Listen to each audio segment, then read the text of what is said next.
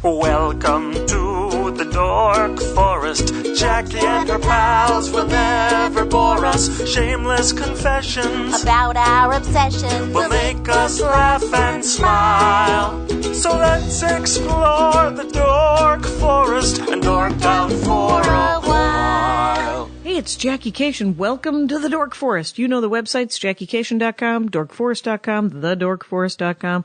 It is February, and this month we are sponsored by Jeff Fulmer, who wrote a great book that is it's an ebook on Amazon called Firebird Gym.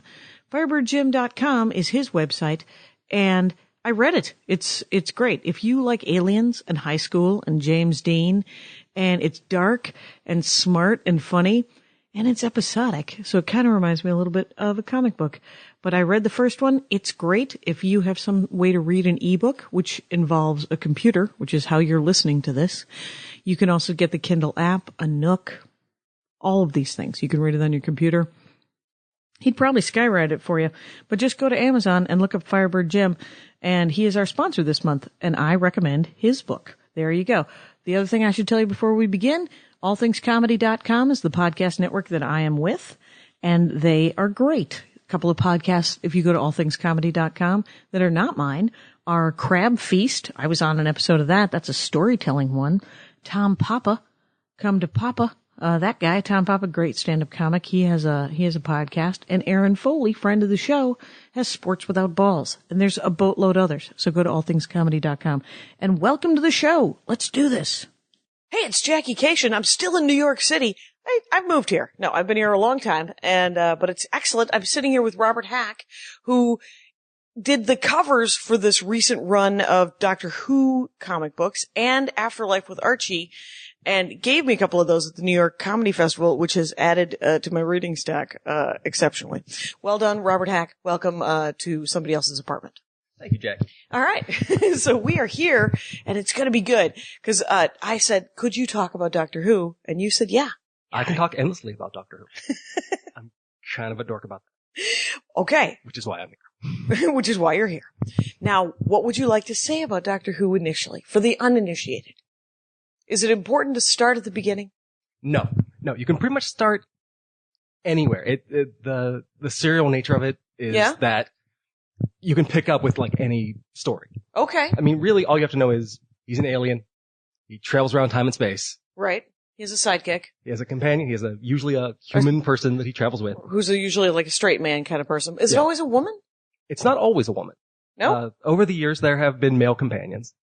Okay, do you remember which doctors had male companion? Because here's what I've seen. Tom Baker, long scarf, from when I was a child, my parents watched it. And then, the first 5 episodes of the new reboot from 2005 or 6 or whatever. And that's it. That's it. I've been meaning to watch all of them, and then I was overwhelmed. Well, you can start with the new series. I mean, you picked a good spot with the new series. That's a good jumping on point. Right. And that guy, I had Leanne McNeil, right? Olsen, on for cause she won an episode of The Dork Forest, on the Laughster.com episode. You could bid and win an episode of The Dork Forest. And then later she found out you can just be on The Dork Forest. Though, please feel free to bid and want to be on The Dork Forest. I feel the need to give to charity now. Right. You may give to The Dork Forest and then be on The Dork Forest, or you can just ask. And if we're ever in the same town, it should be attainable. So, but she said she did some Doctor Who talk, so I have a little bit of Doctor Who knowledge. So, have you always watched it? I've been watching since I was 4 or 5. Really? My brother brought me into the room. He said, "I think you'll like the show." And I never turned away from the TV since. Where did you grow up? I grew up in Middle Pennsylvania. Okay. A little town called Huntingdon. Okay. It is nowhere. It's in the middle of Pennsylvania. Yeah. So it's wooded. Possibly there was a mine at one time. And hillbillies. Tons and tons of hillbillies. Oh, hillbillies. All right. And now you live in Brooklyn.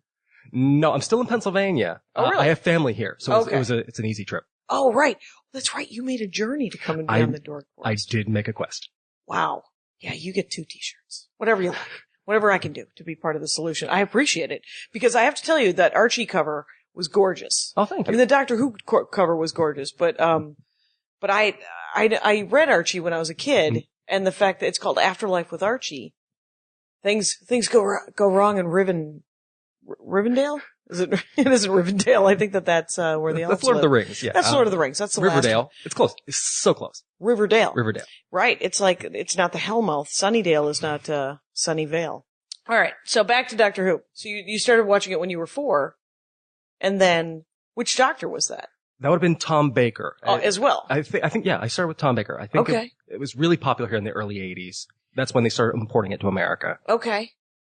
Yeah. So I started fairly early in the Tom Baker run. Right. And they were reruns here. I mean, I think Yeah. they might have even moved on to the 5th Doctor by that point. I think they did, because I Yeah. remember my parents going, I don't like the idea that there's another actor coming in Yeah. and they're just going to pretend it doesn't matter. And I said, well, don't you watch Days of Our Lives where they're constantly like swapping out actors to play different? At least they're the same- explaining this. Right, Huh? right. This had canon. This had some sort of reasoning. In Days of Our Lives, it was just, no, that's Dr. Draper. That had Moray. 19 years of backstory by that point. Yeah.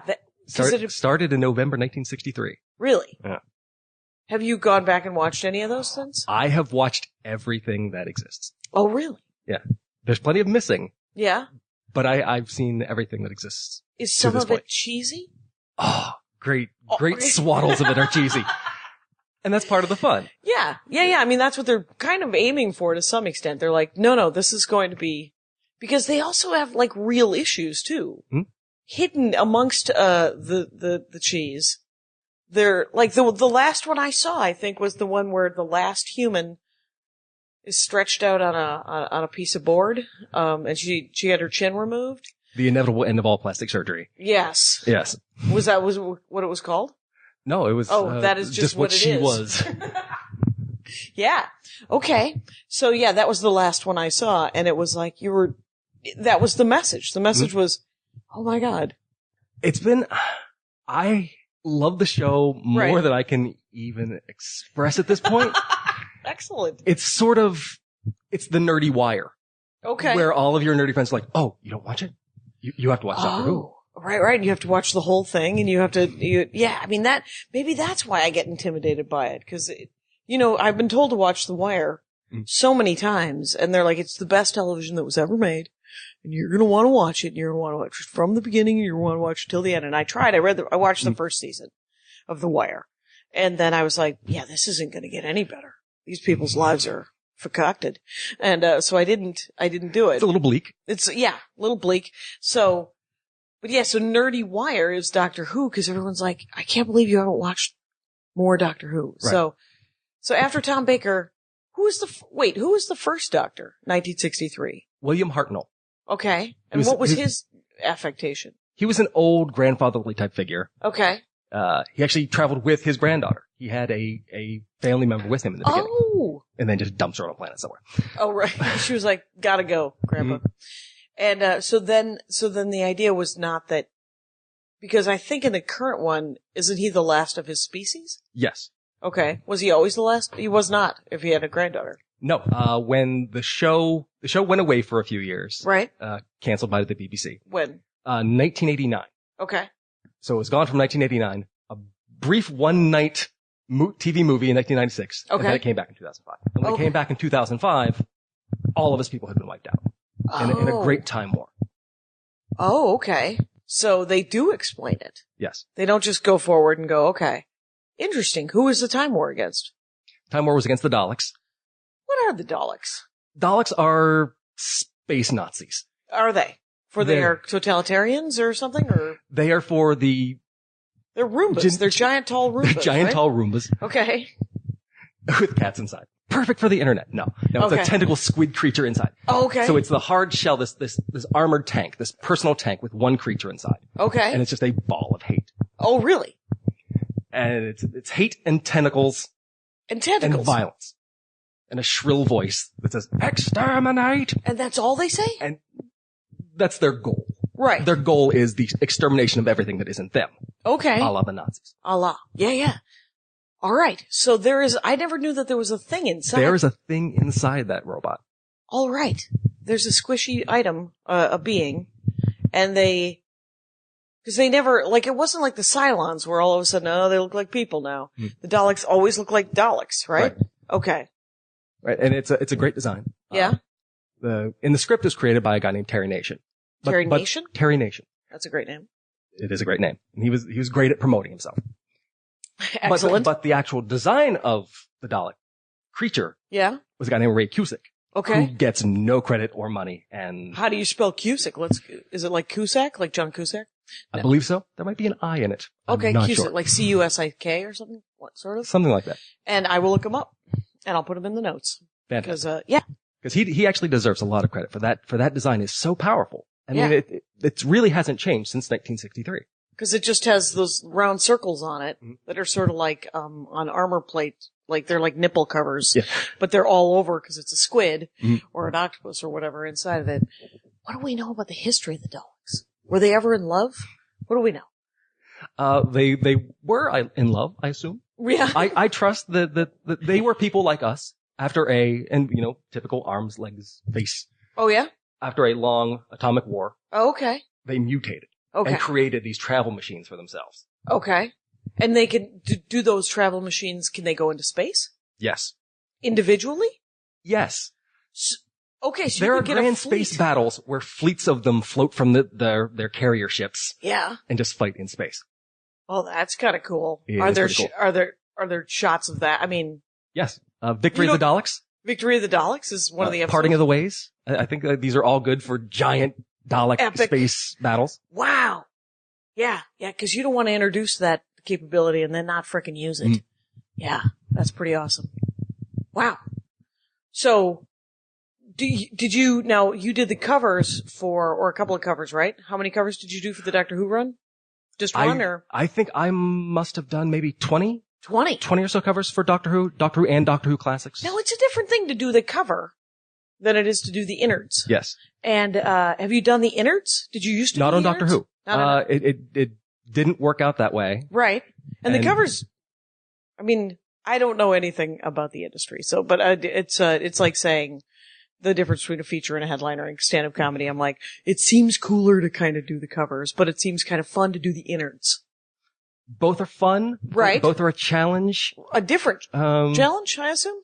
Yeah, it's like doing a movie poster. It's selling an idea, the whole thing in a single image. Okay. And then the innards, you gotta tell the story, right? And you gotta, and the panels. Do you get to, when you do the innards? All right, I've digressed into comic books, but when you do the innards, do you pick the panel layout? Or does the writer pick the panel layout? It varies from script to script. Okay. Some writers are way more detailed. Okay. And they know exactly what they can see in their head what the panels are? Right. And they're very descriptive, like lay out every single thing. But usually it's up to the artist to be like the director and cinematographer. Okay. So they just get it's collaborative. A script like you would get a film script. Mm-hmm. And then you just figure out how to direct it. Okay. Or is there a shot list? In films, they're just like, I have a list of shots that need to be. It's a little more organic than that. Usually it's, quick thumbnail sketches. Okay. Where you plan out your shot. So it's like going from storyboards to the actual comic. Okay. So there's a storyboard point with the thumbnail sketches. So it's closer to a storyboard process. Right. Okay. Yeah, I don't, cause I don't have a comic book idea. But much like a great novel, I want to have written one. You're very clever. It could happen. We don't know. Sit down with a yellow legal pad and just start writing fun things. Sure. And then all of a sudden, maybe there's a comic book or maybe there's a novel. We don't know. And, but okay. So you've drawn probably 20 covers of the Doctor Who series. Right. I started with Doctor Who Classics, which was the American edition of the British comics from the 80s. So I started with Tom Baker and Peter Davison and the older Doctor. And so the Doctor Who Classics were they just retellings of different older stories? No, brand new stories. Brand new stories with older Doctors? With older Doctors. The Doctor Who magazine has been running the comic strip since 1979 without stopping. So, and all new adventures of the Doctors, who's ever current at the time. Okay. And do you think that they take some of the scripts for the TV shows from those strips? Or do they actually have taken ideas from the comics and turned them into continuity issues, probably. There was an issue called The Lodger. Mm-hmm. They turned that into one of the television shows, The Lodger, they changed, I believe they changed which doctor it was at the time. Right. What was the Lodger? The Lodger was the doctor coming to Earth and living as a person. He was stuck here. The companion jumped in time with the TARDIS. So he knows, oh, I've got a week here. Oh, okay. I'm stuck. Crap. How so he has to live as a person. How does he know that it's a week? Does the TARDIS come back to him kind of like a boomerang? He figured out that it was just the door wasn't closed on the TARDIS and it was just a quick jump. Oh, so okay. it was just out of sync and he knew that it was coming back. Okay. Yeah. Cause, could he lose the TARDIS? The Doctor? Could somebody steal it? It could be stolen. Okay. I think in the most recent Christmas special, he loses it for several hundred years. Oof. Yeah. Okay. So that might be a spoiler. Yeah. Well, so the Lodger, so he comes to Earth and always England, right? It's usually England. Yes. Usually, right. He's not, does he ever jump over the channel and end up in France? He did, in an episode written by Douglas Adams. Oh, really? City of Death, 1978, 79, I think. Okay. He goes to Paris and John Cleese is in it. And it is one of the best. Douglas Adams. Yes. And John Cleese. That's a match made in heaven. And Doctor Who. It's one of the best Tom Baker stories. It's one of the best ever, I think. It's definitely top 3 or 4. Okay. And they end up in Paris. They end up in Paris in a plot where someone is going through time, stealing artifacts. Okay. Somehow there are like a dozen Mona Lisas. Oh. Because they're just stealing through time. Right. And then selling them on the black market. Okay. That's awesome. Yeah, it is a brilliant piece of television. I mean, it's what you expect from Douglas Adams. From Douglas Adams, who's a treat. He was the story editor, for Doctor Who for a year. For a year? For a year. He was he helped craft an entire season of Tom Baker being bonkers as hell. Are there, have there been a lot of sort of like famous British actors that I would know that have been on the show? I think every famous British actor has done a turn in Doctor Who itself. Oh yeah? Okay. So, Maggie Smith. Has Maggie Smith been on the Doctor Who show? Don't believe so. Okay. I want Maggie Smith to be on Doctor Who, please. And, cause I love all things Maggie Smith. Put that out into the universe. Yeah. I'll put it out there. People, why not? Yeah. But who else? Helena Bonham Carter. Nope. No, too big. But, let's see, Stuart Lee. Ian McKellen Ian McKellen. Was a voice. Okay. Last year, I believe. Okay. Yeah. I'm sure now everybody wants to be on it just because it's a phenom to some extent, but I think it was a phenomenon when I was a kid as well. Like, it's always struck a serious chord in people where they're like, I want to travel through time.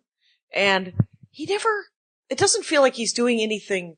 It's kind of detective-y more than anything else.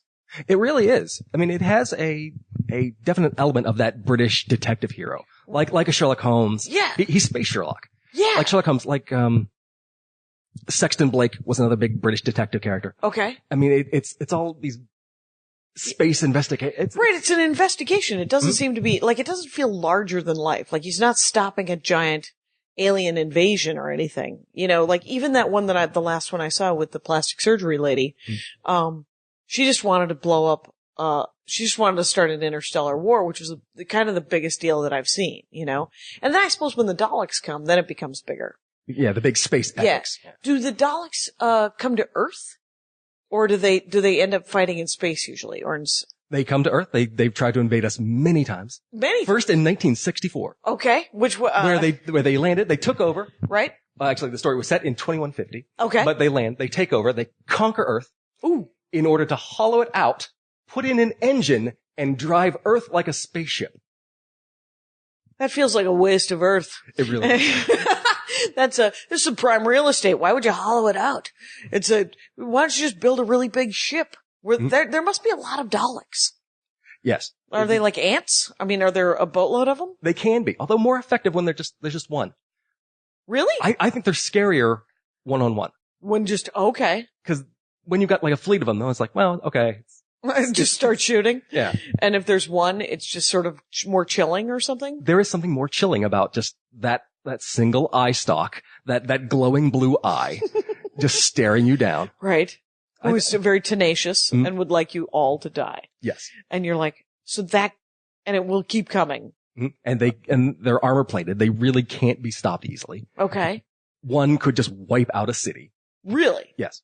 Because they also have lasers or something to shoot with? Yes. Okay. They have a laser. They have a laser and one sucker arm, which is just a plunger. A plunger that comes out and can grab things? A plunger, a gun, which looks a bit like an egg whisk, so it's easy egg cosplay. Whisk. Okay. I mean, it's a metal rod with things on it. So it's fun and it's easy for the kids. Yeah. But it's a plunger. Okay. And this is what they were working with in 1963. You know, That's awesome. They have got a sink plunger. Yep. They've got a a bit of whisk. metal that looks a bit like a whisk. Yeah. And that's the gun, and what do they use the sucker for? To grab things? Pick things. Yeah, it's the arm. It's just an arm. You're like, oh, look at that. Free chocolate. And then sucker, and then they suck it back into their armor? Is it, cause that's an eerie image of them, just the sucker arm coming out, grabbing something and pulling it back into the armor. Is that what they do? They've crushed faces. Oh, with the sucker arm. With the sucker arm. Oh Cause you my think, God. oh, what are you going to do with a sink plunger? Boom. Oh my God, Judge. Oh my God. And then you hear the crunch and it's, oh. All right. And so how do you destroy them? You just have to keep shooting them until you make it through the armor? You have to make it through the armor. The eye is a particularly weak spot. So you can shoot through the eye stalk. Okay. And can you tip them over? Like cows? They have. Over the years, they have tipped them over and thrown them into swamps. Okay. And quarries in England. Okay. Yeah. They actually found one within the last 5 years or so that was dumped in the 70s. They were filming in a quarry. They turn over a Dalek, probably for Planet of the Daleks. Right. They dump a Dalek, it's an insurrection. And then they find a Dalek in the swamp. Wait, like the news or in a show? In the news. In the news. They found a prop They found a prop Dalek. In a bog. In a bog. They were like, somebody left this Dalek in this bog in 1977. Okay. Wow. What was the Planet of the Daleks? What was that? Planet of the Daleks was a Third Doctor story. Okay. They go to the Planet of the Daleks, Skaro, the home world. Okay. The name is called Skaro. Mm-hmm. And who goes? The Third Doctor and his sidekick? And his sidekick, Joe. It's a woman? It's a woman named Joe, J-O. Okay. They go and they're still fighting the war. The Daleks and the Thals are the two, I don't know if you call them races or just continents, but you've got the Daleks and the Thals, which is just the other people on the planet. Okay. And they're fighting this war. I guess you would say that the Thals are the good guys. Right, because they're the ones that aren't the Daleks. But they're both lobbing bombs at each other. Oh, okay. So yeah. They're the good guys by default. Okay.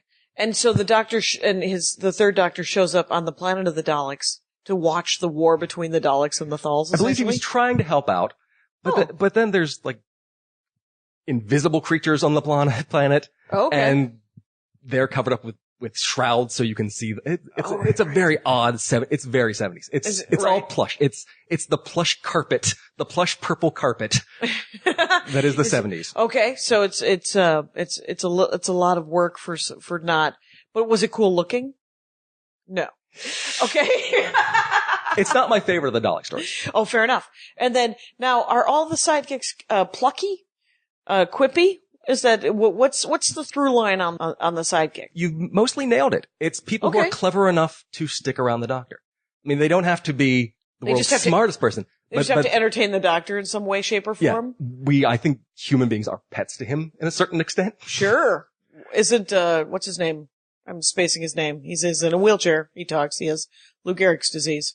Stephen Hawking. Stephen Hawking, smartest man in the world. Didn't he say that that's what we would be if aliens showed up? And he is British. And he is British. He clearly grew up on Doctor Who. Yeah, I would not be surprised. Yeah. Wow. Okay, so one of your favorite episodes is the Douglas Adams episode. That is a great one. That is one of my favorites. Yeah. And what are a couple other favorite episodes? Do you have a favorite for every Doctor, kind of? Yeah, or is it I kind of do. Okay. One of my favorites was recently just discovered. The Web of Fear. It was lost. It was a lost Doctor Who? Because as I was growing up, there will always be 110 missing episodes of Doctor Who. Okay. We're down to 97. Oh, really? They found 13 episodes. Just where were they? Tahiti? It's a magical place. I don't know. Africa. Really? In archives in Africa. They found one complete story and one complete except for one episode. Right. Story recently, just in October. Like a season kind of thing? What do you mean a story? Like a full A full serial. So it was 6 episodes each. Okay. Well, 6 of one, 5 of the other. So serials they run them in serials? Right. So they're half hour, 25 minutes at a time. Yeah. And they ran every Saturday. Yeah. And and then 6 episodes making up one whole arc. Right. That's how they do them? Mm-hmm. Okay. Sort of like old-timey pulp, Buck Rogers-y kind of thing. Like the old pulp, like the old, okay. movie serials, Yeah, like yeah. Buck Rogers, Flash Ming Gordon, the and everything. Merciless and, yeah. Or like Dark Shadows. Or Dark Shadows. Yeah. Oh, did Dark Shadows do that? Okay. Well, Dark Shadows was serialized to an extent. I mean, it was soap opera. Right. So each episode in the beginning were 25, 30 minutes. Right. And there were 5 or 6 of them to a story arc. More or less, yeah. And they found a whole one of those in Africa? Yeah, they found 2 nearly complete stories. And one of them was one of my favorites. I've been reading the book of it since I was like 10. What book? It was, The Web of Fear. Okay. Well, first of all, there's books of every episode. They've novelized. Even the lost ones, they've novelized them. So, so we have like record of what they are and audio of everything. Oh, sort of like radio play or? The fans in the 1960s put tape recorders up to their TVs. Oh my God. Or like plugged it into the audio jack. So we have audio of everything. Oh, really? Super nerds in the 60s. Okay. That's awesome. It is the best. It is so awesome because otherwise we don't have these. Right. We have no idea what happened in the episodes for Marco Polo. Okay. So wait. Oh, that's awesome. So there continue to be, however many are still missing. How many are still missing? 97. Oh, of 110. There's still 97 missing. Yeah. But we have audio of every one of those? And varying quality, but pretty good. Enough that the BBC can release them on CD. Okay. And yes, why wouldn't they? Yeah, they milk that. So Web of Fear is what it was called? Web of Fear. Okay. It was, what doctor? Which doctor? It was the second doctor. My favorite doctor. Is that your favorite doctor? It is my favorite doctor. Okay. Right. Which one was he? What's the actor's name? Patrick Troughton. Okay. He sort of a space tramp. Like a space hobo. Okay. Oh, okay. He's described as a cosmic hobo. Okay. Sort of a Beatles haircut, disheveled clothes. Oh, all right. Bow tie, a clip-on bow tie, not quite clipped on quite right. What year is this? This would have been 66 to 70. Okay, in Web of Fear. In the Web of Fear. Yeah. He lands in what would have been present day London. Okay. And the city is shut down. Oh. Everything is locked up. The city has been evacuated. Mm-hmm. And there are robot Yeti roaming the city. Yeti? Robot Yeti. It was a sequel. What does a robot Yeti look like? Is it big, like the Abominable Snowman? It is big, slightly adorable. Okay. But robot-y? But you don't see the robot parts. It's just covered in fake. Oh, I'm sure it wasn't fake. I'm sure they're covered in bear hair. Okay. Or something. Oh, something yak. horrible. Right. Like they actually killed an animal. Something carcinogenic, I'm sure. Right. Yes. I'm sure some animals were killed to create the Yeti costume. We can only hope. Yes. For the sake of the drama. And it's just Robot Yeti. It was a sequel to an earlier story, The Abominable Snowman. Oh, yeah? Where he landed in the 20s and there were Robot Yetis. Oh, weird. Attacking a temple. Okay. Like in Nepal or something? Yes. Okay. That's where temples are being kept in the 20s. Just Nepal. And that is absolutely the case. It is just monks. It's just Buddhist monks. And robot Yetis. That's good times right there. Why wouldn't you where's that cartoon series Saturday morning? It'll be on Adult Swim in the fall. So Web of Fear is a follow-up on that. Web of Fear was one of the big stories that people wanted to see found again. Okay. And luckily this team has been going out. Right. And searching the world.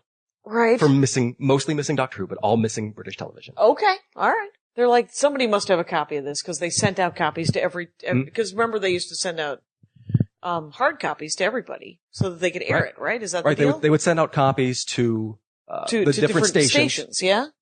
And they actually found them in Africa. Oh, that's awesome. It was that's why we kept Africa. Because they have old British television there. Mm-hmm. Finally, colonialism done something right. And that was actually kind of the point in the 70s. Mm-hmm. Britain kind of owned big chunks of Africa. Yeah. So they were sending them lots of their television. They had the trade. Yeah. So that is sort of the best hope. That Right. and Hong Kong, because they ran Hong Kong for so long. Okay. Oh, right. So these are big, but there are books devoted to finding out where different prints went. This is how nerdy the minutia goes. Oh, I bet. I might have read this book. You might have read each of those books? I might have. What There's a great book called Wiped. There's a great book called Wiped, which I'm sure they're going to have a new edition of Wiped now that they found more. And it's essentially about the 110 episodes. Mhm. And, who wrote that? Wow, I do not know. All right. But and is it a big book? It's a nonfiction book about. It was not huge on my Kindle. Okay. It was so that's how I read it. Okay. But the thing is, are all of the novelizations readily available? Like if you go to Amazon through the banner at JackieCation.com, by the way, but if you go to Amazon, can you get the novelizations? You can get a lot of them. Okay. Through Amazon. Okay. What was the story of the Web of Fear? Like how does he defeat the Yeti? How does it happen? The Yeti are being controlled by the Great Intelligence. This cosmic, bodiless foam. Sort of, All right. It was the BBC. Sure. It's what they could do. They had some foam. But it was just sort of a voice that was controlling the Daleks. And you basically just, they were controlling Yeti? the Yeti. Yeah. And basically they just they break open the pyramid that's running the voice. And oh, okay. Oh, and then it's we'll catch him another day. Oh, because they got to track down the voice, and then they show up and he's gone, and you're like, oh, he's essentially the Joker, and he's more or less, yeah. And they just brought him back at the end of last season to be the villain. Oh, who we hadn't seen in 50 years. Awesome. Yeah. Did they upgrade the foam? There was some CG. There was some CG. A little bit of CGI, to make the foam slightly more movable.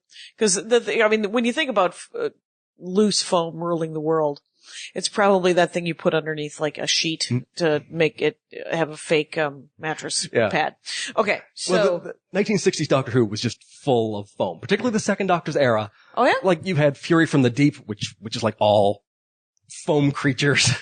Like soap foam. Like soap foam. Oh, soap foam. Like soap suds. It's like soap sud monsters. Oh, cool. I believe, the seeds of death. Like the seeds break open and of course it's all foam. It was easy and looked good. Sure. On black and white film. Yeah, that's a great idea. So that one was one of your favorite ones? Mm-hmm. The one, so they've clearly been to Nepal. They've been to Nepal and to France. France, they actually filmed, in New York. Oh, did they? Is that a newer one as well? For the newer series? That would make sense because they have a bigger budget now. And they're like, oh, okay, we can go somewhere else. They first went to fake New York in 1964. Oh, did they? The Daleks landed on the top of the Empire State Building. Oh, well, I want to see that one more than anything else. That was the chase. That was the story of the chase. Oh, that's cool. Because they had to chase them all over. It was chased through time. The Daleks were trying to chase down the TARDIS. That is the Doctor's time machine.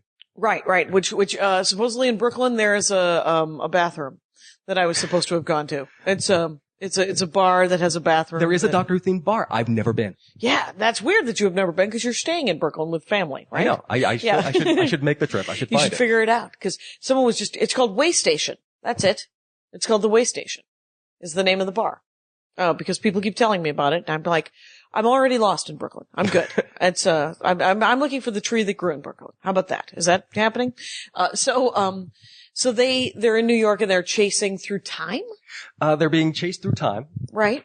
But only in New York? No, it's one of the stops. They have to stop and get their bearings. Okay. Like they stop at different planets. They're being chased through the time vortex. Right. By the Daleks. So one of the stops is on top of the Empire State Building. They just get out, get their bearings, get their breath, jump back in the TARDIS and leave. But then the Daleks are following them, hot on their heels, land, and then like interact with this hillbilly who's visiting, who's all, golly, look at this here robot. Yeah. How'd that go? Did they kill him? Did not get killed. I cannot understand how this character, first of all, he had this one scene. Right. Yet everyone kind of knows him in Doctor Who. Morton Dill did not die. The one, and he played the hillbilly. He played the hillbilly, and like 4 episodes later, became a companion as a different character. That actor. They like that actor so much they're like, we can't kill him. And in life, when you can't kill a hillbilly, actually, that is actually a true thing. Hillbillies are unkillable. I have found this to be true. Right. Living in the wilds of Pennsylvania. Wilds of Pennsylvania, surrounded by hillbillies, where their daddies would say things like, here's 6 bullets. You better bring back game for each of these bullets or the bullets. Because them bullets ain't free. Have you been stalking me since my childhood? I think I was adjacent to your childhood in Wisconsin. Actually, I grew up in a factory town. There were no bullet handing out. All the bullets that were handed out were self-inflicted. I think it was in Wisconsin. The gun work in Wisconsin. There's hundreds of. Nobody is policing the guns in Wisconsin. Everyone's like, no, please. And they're free. I mean, guns and bullets in Wisconsin. And somebody told me once, I digress, but somebody told me 500,000 people hunt in northern Wisconsin every year. Mm-hmm. They go deer hunting. And more often than not, they shoot each other. This is not Mississippi. That is just evolution at work. They're just like, you guys, the orange thing isn't a deer. That's your buddy. Stop shooting each other. And so it's very much, I love Wisconsin, but they will give a gun to anybody in Wisconsin and go, no, you should go hunting. It'll be fun. And so they do. Anyway. We live similar lives. Right. Pennsylvania is much the same. It is all hunting and it's all hunting, and unfortunate because everyone I've ever met in the South, because all Andy's relatives are from Mississippi and now they live in Arkansas. And all of those guys, they don't shoot anything but the thing they're pointing at. There seems to be some sort of training process that happens in Mississippi. They're like, the first time we went to Mississippi, his Uncle Joe collects Winchester rifles.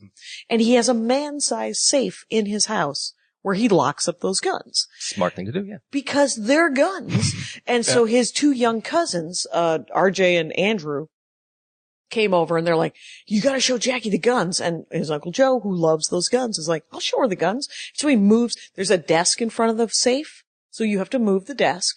Then you have to, do the whatever the combination to get into the safe. And then he shows me his favorite, he's got probably 18 to 22 rifles in this thing and some pistols and a bunch of he's got pamphlets. I don't know why he's keeping the pamphlets in there, but that's where some of the Winchester pamphlets are. It's the nerdy collectible thing. It's like, right. I need to keep all the parts. Everything's mint in box. Right.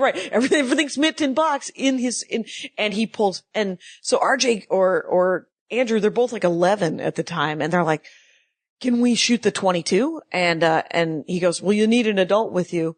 And they all look at me and I'm like, I can't be the adult in this situation. And I was the adult. And I said, I'll be the adult if I get to shoot it. And the 2 young boys showed me how to shoot it and they showed me how to be safe with it. And it was neat. Guns are cool, but you have to lock them up and you have to train people and you have to treat them like the thing that hurt other things. And the kids didn't shoot at birds. They just, they were like, I'm going to shoot that tree over there. And that was, it's a heartwarming tale of American gun use. That's the right way to do it. Seemed, and I digress. But, okay, so Web of Fear, and then the one in Paris, and then Chasing Through Time. That's another one of your favorites, or? That one's a good one? It's a fun one. It's not necessarily good. I think it's a fairly weak Dalek story. Okay. But it's fun. It has What makes one your favorite one? What makes it? Just well written. Okay. The snappy dialogue or the plot?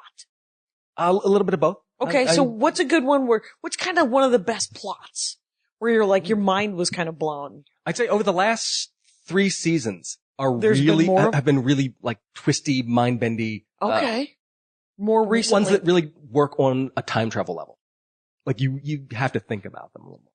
Like which ones? Like which one? Well, a good one is Blink, from the 3rd season of this current run. Right. That the Doctor isn't in it mostly. He's recorded. Right. Out of sync with time. Like he knows what's going to happen and he's sort of instructing the assistant or somebody else? Sort of a temporary assistant. Okay. Sort of the woman in the story. Okay. Sally Sparrow. Okay. And she keeps seeing glimpses of the Doctor on just playing on TV. Okay. they're DVD extras. They're hidden special features. They're Easter eggs. Okay. And she knows someone who's like obsessed by them and trying to figure them out. Right. And starts realizing it's a message to her. Oh, wow. Okay. That she's going to be integral to something. And she has no idea what. Right. But he's speaking specifically to her through a series of DVD Easter eggs. Wow. It's like the video game Myst. Yeah. Where you're in that book and you're constantly watching clips of different videos and you're like, what does it mean? It's Myst, but with monsters. Monsters. Because that episode brings in the weeping angels. Oh. Those sound horrible. Stone statues that only move when you're not looking at them. Oh, creepy. It is super creepy. But it's sort of a done in one story. Okay. So it's perfect for like a new person to come along and watch. Just find the episode Blink. Yeah. And it's a good starting point. And it's called Blink. And it's called Blink because when you blink, they move. Yes. Because your eyes are closed and I get it. They move in a blink. Okay. So that's, what's sort of, can you think of one that's one of the funnier ones? Like that the writing was so good that made you laugh and just smart funny. Well, I think you go back to, Douglas Adams for really smart. Did he just do the one or did he do several? Because he did script. He did 3, one of which wasn't shown. Oh. There was a strike. Okay. And there's a 90% finished story, but they never finished. Oh my gosh. They've since like put in sort of just narration between and sort of put it out on DVD anyway. Okay. Yeah. So it's out there so you have this piece of Douglas Adams writing. Okay. But he did The Pirate Planet. Okay. Which is a weird planet full robot. of pirates? Oh, you wish. I do wish. But no, it's a space pirate. Okay. Who steals planets. Oh, whole planets? Whole planets. Rev. No. Takes that whole planet? Mm-hmm. Much like the Vogons in Hitchhiker's Guide. Right. Okay. Roams around taking planets. Okay. Do they also have poetry? Hopefully not. Nobody has a robot parrot. Okay. Oh, wait. I might have seen that episode. Because I remember a robot parrot. And you're like, what the hell would that be? Because that's an older one, right? Mm-hmm. That's from the 70s. That was from the 70s. And that would have been Tom Baker, right? As a small child, as a small Jackie. As a tiny Jackie wandering around. Little Jackie. I would read those comic adventures. The Adventures of Little Jackie. Aw, it would be adorable. What would they be? It would be like Persepolis, but less poignant. Because I'm available to do covers. Okay, you are available for 2 covers. Excellent. Neat. Okay. So the Douglas Adams ones are quippy and funny. That's one of the Stephen Moffat ones written in the last few years. He did The Blink. He's the current showrunner. Oh, I can't remember. He's the current showrunner. Stephen Moffat also did Sherlock. And Jekyll and Hyde, I think, yes. Right? Okay. That's why I know his name. The James Nesbitt, Jekyll show from... Jekyll, that's it. Yeah. Not Jekyll and Hyde. And I tried to watch Jekyll and it was too dark. Just saw the first one and I was like, oh, this looks really well done. I have to go. And, cause there's a lot of British television that is so well done that I can't possibly be party to it. Cause the tension is so great. Have you tried the Sherlock? Oh, I've watched all of the Sherlock. Okay. I don't know why I can watch the Sherlock. I think because Andy's willing to let me do laps in the middle of the show. I was like, don't turn it off. I'm just going to do a lap and I'll be right back. And, when there's tension or? Yeah, when there's tension in a television program. I get a bit like that too. Yeah, I just not tension, but when something's not going well for someone. Yeah. I'm just like, I'm going to pause this. Or, you pause it? I will pause. I actually have to move my body and just get up and go, I'm going to go look and see if, anyone's on Twitter, and then I'll come back and sit down, or, it'll do like that. So all the Sherlocks are great. We don't have cable, so I know that there's a new season of Sherlock right now that just came out. Season 3, I think. Just ended in England, just starts here tomorrow. Oh, does it start here? Now? Oh, how do we get it? There's something called Coke and Popcorn where you can watch TV, shows. I'm not advocating, the bit pirating of material. Right. Or admitting what is that it might be available. I'm not saying I've seen all 3. Okay. Right, because there's only 3 episodes per season. Per season, yeah. Oh my God. So, but if you need a copy, you may know someone who could burn might be such available. a thing. Interesting. interesting. And I will the thing is, I'm going to buy it when it Oh, comes I'm the out same on way. DVD. It's like, I'm getting the DVDs. I'm getting them, so I just would like to see them now, please, before everyone ruins it on the Twitter with the it. And I was like, guess what's a mystery? Sherlock. It's a mystery. And have you ever seen the not Sherlock show? Oh, the American, Elementary. No, I have not seen Elementary, because it doesn't look great. But, No. is it good? No. Okay. Clearly no. It's essentially the British version of Castle, but the people are not good looking. He's a magician's assistant. And I've talked about it before. Jonathan Creek? Jonathan Creek, yes. Yes. I was turned on to that by Bill Willingham on Twitter, who said that he really liked it. It was a locked door, because everyone is mostly a locked door mystery. The first episode, the locked room murder victim in the very first episode was Colin Baker, the 6th Doctor Who. Dun, dun, dun. Wow, nice work. He was now, is the 6th Doctor Who still, is that from the current, like when did, in 1989 or whatever, right? When it went off the air. What number Doctor were we on? We were at number 7. Okay. Sylvester McCoy, the 7th Doctor. Okay. And so then we come back with the 8th Doctor?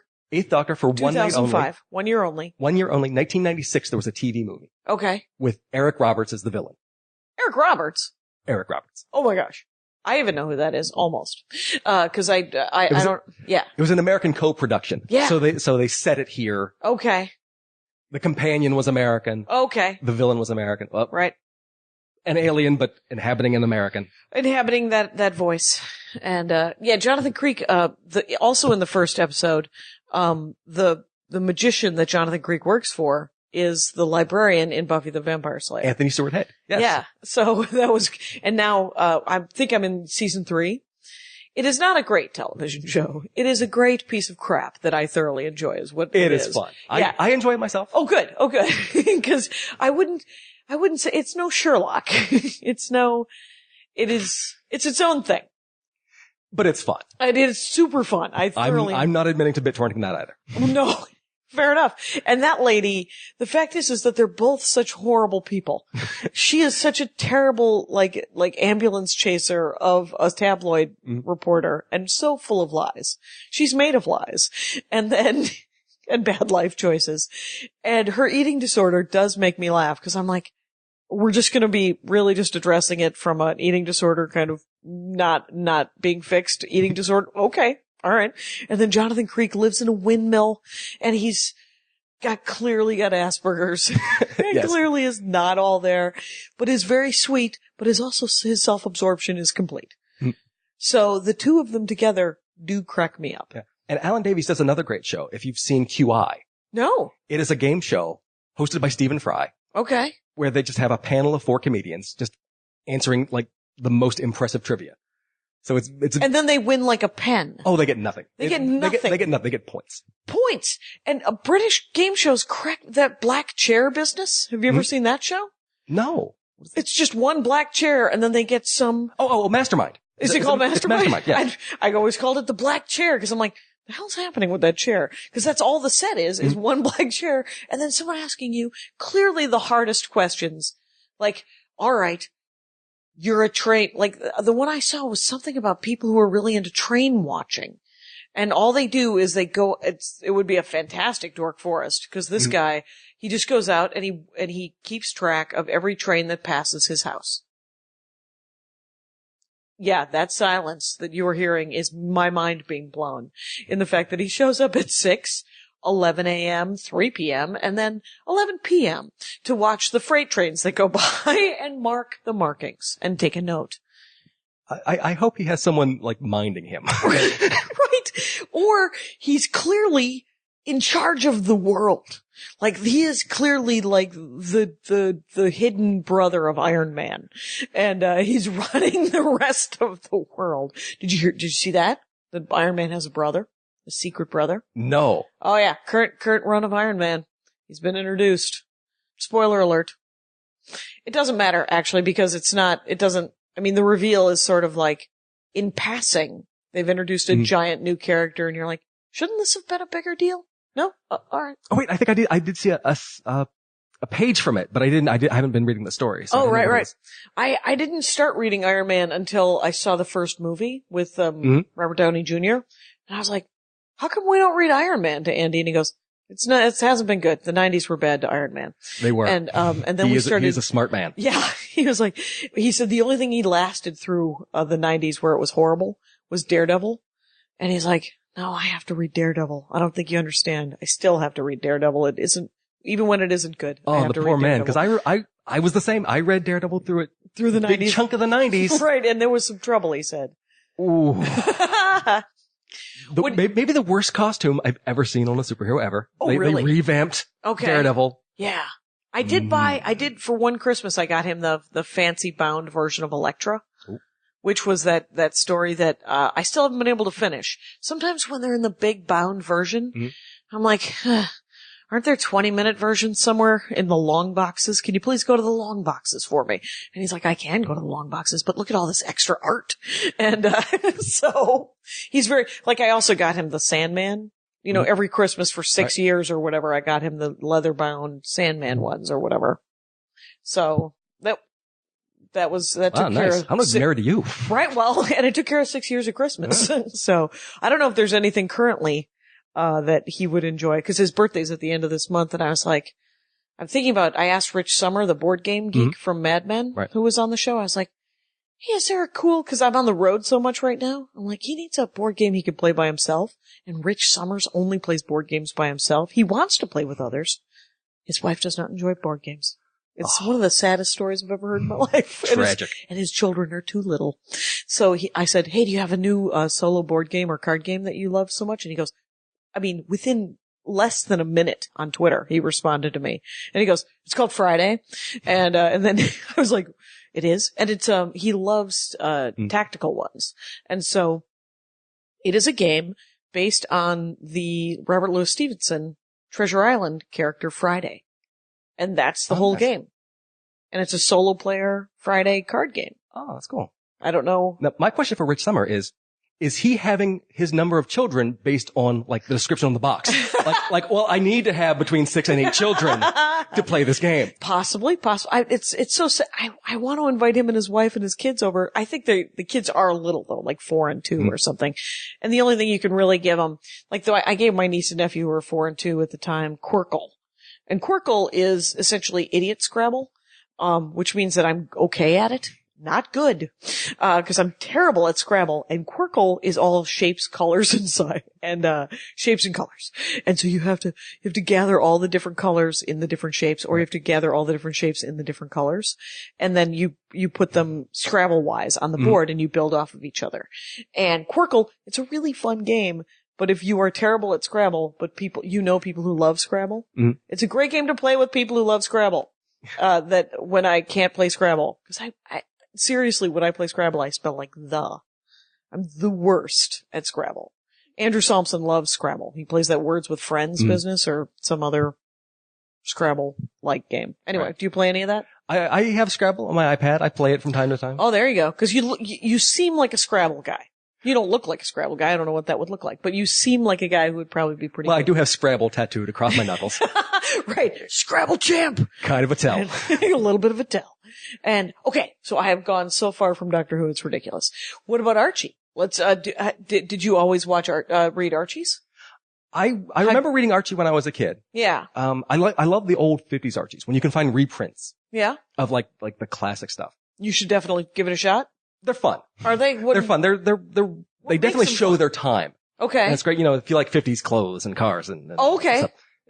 It definitely, it's all fun gags. it's all things pretty based simple on a pun. puns and it's for kids. So it was very simple. But I like in this new Archie, cause it's clearly for adults, right? That Veronica and Betty are just giant jackasses. And you're like, what's happening? And Jughead, not bright. And, No, it really is sort of what's hinted at in the comics, just how bitter they are towards each other. Right. Because, it's so comic strippy in those old ones. But I remember, cause I think I read them in the 70s. Cause I think, what were the ones that they got us when we were little? It was Archie, it was, Richie Rich, And Hot Stuff, Little Lotta. Yeah. I really liked Richie Rich. Mm-hmm. I think my brother Scott was a huge Richie Rich fan. He was like, I'm going to be Richie Rich one day. And I said, he is blonde and you would like a white truck.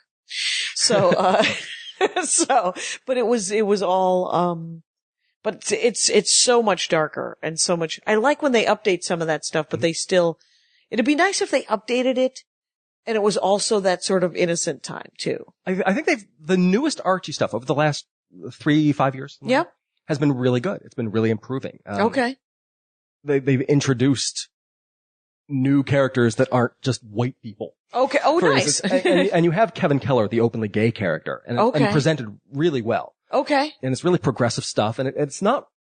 And it's I still always for considered- kind of kids or is it more for teens now? Is it? Oh, it's still the target audience of kids and teens, Oh, good. but it's. Because I always considered Archie sort of conservative, Yeah. and it's like, that's kind of maybe churchy. Yeah. It felt a little churchy. There were some churchy comics in the 70s. Yeah. With Which Archie ones? in them. Right. Spire Comics licensed some of the Archie characters and made them super, super. Also, some of the best covers ever. Oh, yeah? There is a comic book out there in the world published by Spire, sort of adjacent to Archie, called Hansi, the Girl Who Loved the Swastika. Hansi. Hansi. How do you spell Hansi? H-A-S-H-I. Hansi? Yeah. Hansi? Hansi. And Hansi is supposed to be a woman's name? Hansi is a woman's name. And she is on the cover of this comic by this artist, Al Hartley. okay. She is the happiest person you've ever seen in your life. She is filled with such joy. Yeah. And behind her, Hitler in a parade, swastika, arm outstretched. Right. In salute. I mean, What it's about the her. fuck? It's about her escape from Nazism. But the cover presents it as Hansi, the girl who loves the swastika. And was that what it was called? That's what it was called. That is the full title. Hansi, the girl who loved the swastika. Yeah, we got to get that image. That might be the image for the teaser clip, folks. 'Cause here's the thing. But the actual inside of the comic, the whole story is her getting away from. It's based on a true story. There was a novel of Hansi, called Hansi, not Hansi, the girl who loves the swastika. But there's a novel Hansi and her escape from Nazi Germany. Nazi Germany. Okay. Wow. And how she got sucked in and then realized it was evil and then moved on or something? This type I believe so. And of course, That it was would be the churchy, journey. so it's how she gets Bibles and smuggles Bibles back or something. it was also churchy. Oh, it's super churchy. Oh, there we go. Do you know the only one who could defeat Hitler? Jesus. Where's that video game? Some video games don't get made. I want to play that video game. The same with comics. Sometimes comics get made and never come out. And never come out. They've finished the art. Now they just don't want to do the run. Right. Is that it? And I know there are a few books from a few publishers, and the people are like, "Oh, when are you going to put up my thing?" Never. Never. Good luck. Mm. And does it ever revert back to? Because the thing is some of the things they shoot, they don't revert back to you. Yeah, these things rights do not. wise. Oh, yeah. Because it's Boo. their characters. It's Right now, we paid you to do it, but it's never going to come out. I did an episode of At Midnight, which is the Chris Hardwick game show, but it's the one that's in the can for when he gets sick. And I got paid, but they may never air it. But they may air it, and it doesn't matter. I know enough about his workload just as a fan to know that he'll get sick. Oh my God, he'll collapse. He'll his fall in a workload heap. is insane. I mean, I feel like I'm busy. He's out of it's crazy talk. Anyway, so, yeah, but that's I really like At Midnight. The game show itself is fun enough. I mean, it's a fun half hour of television. My favorite thing is the Twitter game at 9:00 Pacific time or midnight Eastern time, where the hashtags start coming out and you're like, oh, and I don't know. I don't write that short. I tend to be a little chatty. But I can usually get one zinger in the course of the next 3 hours. It's really pun heavy. It's super pun heavy. And, but it's romantic comedies with a twist or, heavy metal. I play the game myself. Oh, do you? I Oh, good. A ton of them. They're super fun, right? None of them get points. No? I don't get the points. You don't get the points? Some of them are super clever. Yeah. And, the other one the other day, fake band names. Fake band names. Fogazi. Oh, that's good times. Fogazi did not get a point. There's no retweet on Fogazi. Now who's scoring? Whoever's running Okay. Twitter. Oh, someone is actually doing some scoring now? I think when someone says something clever or they retweet it, you hear points. Oh, that's it. Okay. Yeah. The catchphrase for the show, apparently. Oh, good. Points. Okay. Yes. Again, I don't have cable. I have the Hulu. Oh, I could watch it on It's Hulu. on the Hulu. I have a hard time watching the things I want to watch on Hulu. It's all good though. I got a tiny computer so I can watch whatever I want. Well, Yeah. Hulu has just added like 200 Doctor Who episodes. Oh, really? Like giant runs, like from the first Doctor to just the current. random, and they're usually complete little 5 series. All full stories. Oh, good. So, Well, good for them. I mean, I hate it when they just add like, why would you do part 1 and not do part 2 of whatever, right? So good for Hulu. And I have a TiVo, because TiVo sponsored the show. Feel free to order TiVo, folks. You can't get regular Hulu on TiVo. You can get Hulu Plus, which costs $8 a month. So, I don't care enough about it. I'm willing to watch it on my computer. So, but if I wanted, because I already have Netflix but you can get Netflix through TiVo too, and Amazon Prime. Nice. So, I don't think you can get regular Hulu. And you can get YouTube actually on TiVo, where you can just start watching YouTube, but you can go down a YouTube rabbit hole on your 45-inch television or whatever. I think people have put tons of Doctor Who on YouTube. So, there you go. There's plenty there. Yeah. I wonder. Okay. All right. Well, Robert Hack at Robert_Hack on Twitter, correct? Yes. RobertHackStudios.com to see some of your art. Right. Yep. I've got a Facebook page. You got a Facebook page, a fan Facebook page? I got a fan page on there. / Or you can friend me and pretend that we're friends. Pretend that you're friends. / Robert Hack Studios? / Robert Hack Studios, yes. Okay. Thank you so much for doing the show. I have learned a great deal about Doctor Who, quite honestly. It sounds fun. It is the best show ever. And seriously, Nerdwire. Why aren't you watching it? Why aren't you watching it, Jackie? It's the best. All right, Rangers. Take care out there. Bye. All right. That was great. Thanks so much for listening to the show, you guys. The bonus content, which is Andy and I discussing the show, is available on the apps, the Libsyn sold apps. For some reason, Libsyn is also just posting it for free, so you don't have to buy the app. You can just go to tdf.libsyn.com if you're just downloading it to your iTunes and putting it on some other app to listen to all of the different podcasts that you listen to. So if you want to listen to the bonus content, just go to tdf.libsyn.com, or you can buy the app if you want. And you can also just go to iTunes, by the way, and review the show. iTunes supposedly cares about that. So if you're enjoying the show, and I read them, and that's great. And if you ever want to email me, Jackie@JackieCation.com. The credits, of course. Patrick Brady's going to fix this audio. Thank you, Patrick. Mike Rickberg composed and sang the intro song. He's going to sing the Mexican hat dance right here in a moment. And Vilmos fixes the website, JackieCation.com, where, by the way, there is a donation button, JackieCation.com and DorkForest.com. Feel free to donate. I'd love everyone to give me $100 a year. That is $8.33 a month. I have not figured out a way to make that easy for you. You would have to remember that, or you can just throw me some money. If you don't have any money, that's fine as well. But feel free to talk up the show. And if you would like merch, if you'd like a Dork Forest t-shirt or a CD of my stand-up comedy, or would like to know where I'm doing stand-up, go to JackieCation.com and hook yourself up. There's also an Amazon banner if you want to, if you ever order from Amazon, and we all do. Go through JackieCation.com and the Amazon banner. Thanks a lot for listening, everybody. See you next week. My hat, my hat, my hat. They're dancing around my hat. My hat, my hat, my hat. Well, what do you think of that? If it looks like a Mexican hat dance and it sounds like a Mexican hat dance, it's most likely a Mexican hat dance. So take off your hat and let's dance. Yay! Oh my God. Why don't we just call that as the end of the show?